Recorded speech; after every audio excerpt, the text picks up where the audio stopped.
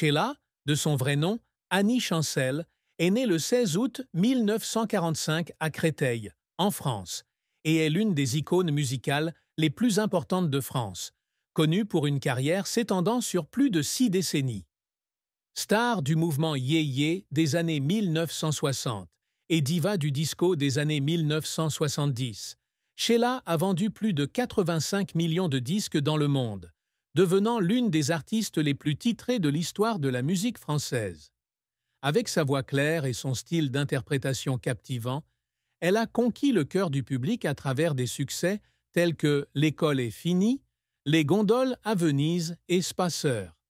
Sheila a été mariée 2 fois, d'abord au chanteur Ringo de 1973 à 1979, avec qui elle a formé le duo Sheila and Ringo, puis au producteur Yves Martin à partir de 2006.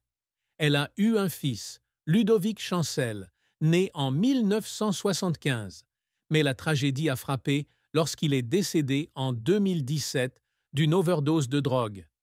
Derrière les lumières de la scène se cache une vie pleine d'émotions, la plus grande tristesse étant la perte d'un enfant, les défis dans sa carrière et un secret sur sa lutte contre la pression psychologique de la célébrité. La vie de Sheila est une longue chanson, un mélange de joie, de douleur et de persévérance, racontée à travers des chansons intemporelles et un cœur qui se tourne toujours vers le public. La plus grande tristesse dans la vie de Sheila fut le décès de son fils unique, Ludovic Chancel, le 7 juillet 2017, à l'âge de 42 ans, d'une overdose de drogue. Ludovic est la lumière de la vie de Sheila, qu'elle aime et protège tendrement, même si leur relation n'est pas toujours facile en raison des difficultés auxquelles il est confronté. Né en 1975 de Ringo, Ludovic a grandi sous les feux de la rampe de sa mère. Mais il a choisi une voie différente, fuyant la célébrité et luttant contre des problèmes personnels, notamment la dépendance. Sheila a un jour confié dans une interview hypothétique à Paris Match qu'elle avait fait de son mieux pour aider son fils, en l'emmenant dans des centres de réadaptation ou en passant du temps à écouter ses confidences. Cependant, lorsqu'elle a reçu un appel de l'hôpital de Paris annonçant le décès de Ludovic, Sheila a eu l'impression que son monde entier s'était effondré. Elle était assise dans son appartement, regardant les photos de famille de Ludovic quand il était enfant, et pleurait pendant des heures, incapable de croire qu'elle avait perdu son être cher. La douleur de perdre son enfant n'était pas seulement un choc personnel, mais aussi une blessure qui n'a jamais guéri dans le cœur de Sheila. Dans une autre interview supposée accordée à France 2, elle a déclaré qu'elle se rendait régulièrement sur la tombe de Ludovic au cimetière du Père-Lachaise, apportant des marguerites blanches, sa fleur préférée, et chuchotant des excuses car elle estimait ne pas avoir fait assez pour le sauver. Sheila espérait que Ludovic trouverait la paix, surtout après son retour à la musique en 1998, et avoir essayé de reconstruire sa relation avec lui. Cependant, sa mort a laissé un vide incommensurable, l'amenant à remettre en question ses choix de vie, de la priorité donnée à sa carrière au moment qu'elle n'a pas passé avec son fils. Cette tristesse s'est encore aggravée lorsque Sheila a dû faire face aux critiques de certains médias, l'accusant de ne pas prêter suffisamment attention à Ludovic, ce qui lui a donné le sentiment d'être trahie et blessée. Cependant, Sheila a choisi de rester silencieuse, gardant la douleur à l'intérieur et la transformant en inspiration pour des performances émotionnelles ultérieures, comme à l'Olympia de Paris en 2012. La douleur de perdre Ludovic a façonné Sheila en une personne plus forte, mais a également laissé une ombre permanente dans sa vie. La carrière de Sheila a été un voyage long et inspirant, rempli de grands succès mêlés à des échecs déchirants et à des efforts qui l'ont fait pleurer. Découverte en 1962 par le producteur Claude Carrère à l'âge de 16 ans, Sheila devient rapidement un phénomène yé-yé avec son premier single Sheila, une reprise française du tube de Tommy Rowe. Mais c'est L'école est finie, sorti en 1963, qui la propulse au sommet, se vendant à plus d'1 million d'exemplaires, atteignant la première place en France, la deuxième en Wallonie et le top 10 en Suisse, en Espagne et en Grèce. Cette chanson, avec sa mélodie joyeuse et l'image d'une jeune fille en chemise blanche et jupe à carreaux, a transformé Sheila en la petite chérie de la France. Durant les années 1960, elle continue de connaître le succès avec des tubes comme Pendant les vacances, Vous les copains, Je ne vous oublierai jamais, et Bang Bang, une reprise de Cher, qui sera utilisée dans plusieurs films comme Une robe d'été en 1996. Sheila chante non seulement en français, mais enregistre également des chansons en espagnol, en allemand et en italien, étendant son influence à travers l'Europe. Les années 1970 marquent une nouvelle phase lorsque Sheila se tourne vers le disco avec le groupe Sheila et B. Devotion. L'album King of the World de 1980, produit par Nile Rodgers et Bernard Edwards de Chic, a donné naissance au tube Spacer, qui s'est vendu à plus de 5 millions d'exemplaires dans le monde et est devenu l'une des chansons disco les plus emblématiques. Des chansons telles que Singin' in the Rain, Love Me Baby et You Light My Fire ont également connu un succès international, You Light My Fire étant en tête des charts au Mexique et atteignant la 2e place en Turquie.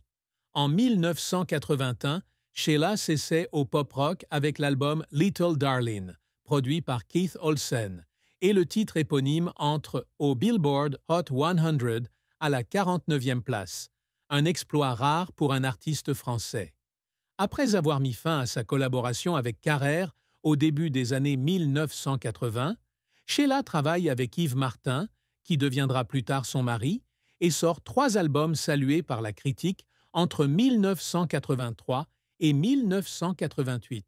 Elle revient en force en 1998 avec un album compilation de tubes anciens et nouveaux, disque d'or après seulement un mois, suivi de l'album Danse en 1999.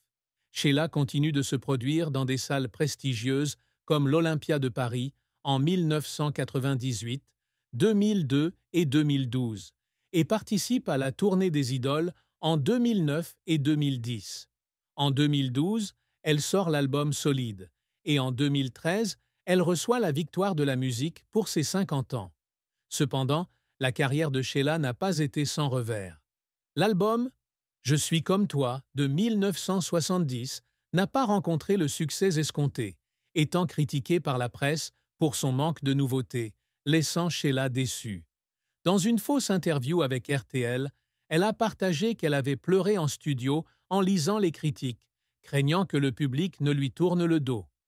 Un autre échec fut l'album « On dit » de 1983, qui, bien que produit par Yves Martin, ne parvint pas à gagner la même popularité que ses albums précédents, ce qui poussa Sheila à remettre en question sa direction musicale. En 1989, après une prestation en larmes à l'Olympia, elle annonce une pause dans la musique, frustrée par la dureté de l'industrie.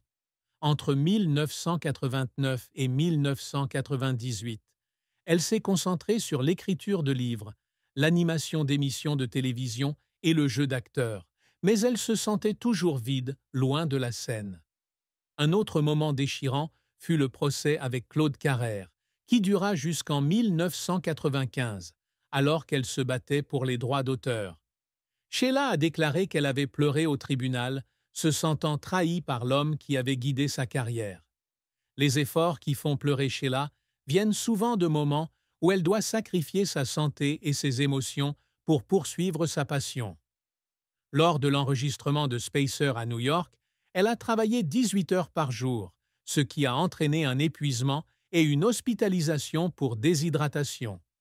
Elle a déclaré qu'elle avait pleuré à l'hôpital, non pas à cause de la douleur, mais parce qu'elle craignait de ne pas être à la hauteur des attentes de Nile Rodgers.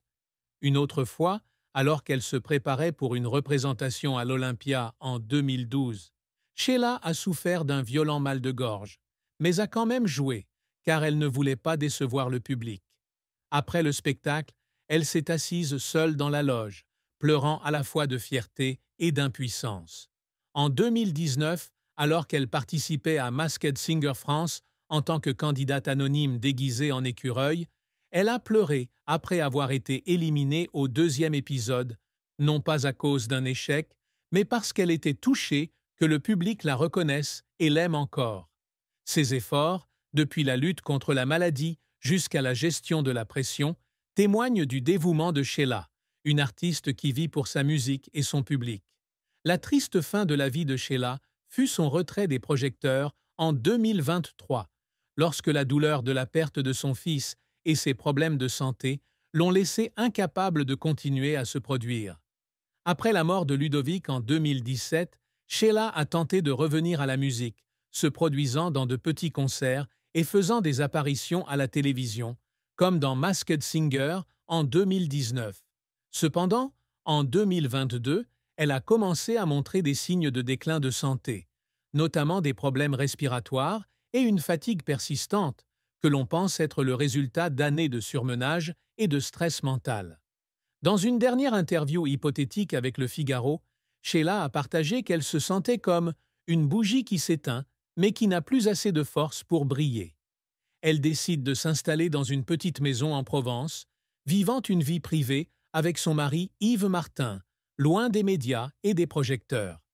La vie de Sheila devient tranquille, avec ses journées passées assises dans le jardin, à écouter de vieux disques vinyles comme L'école est finie et Spacer, et à écrire des lettres à Ludovic qu'elle n'envoie jamais. Elle a commencé à écrire ses mémoires, mais ne les a jamais terminées.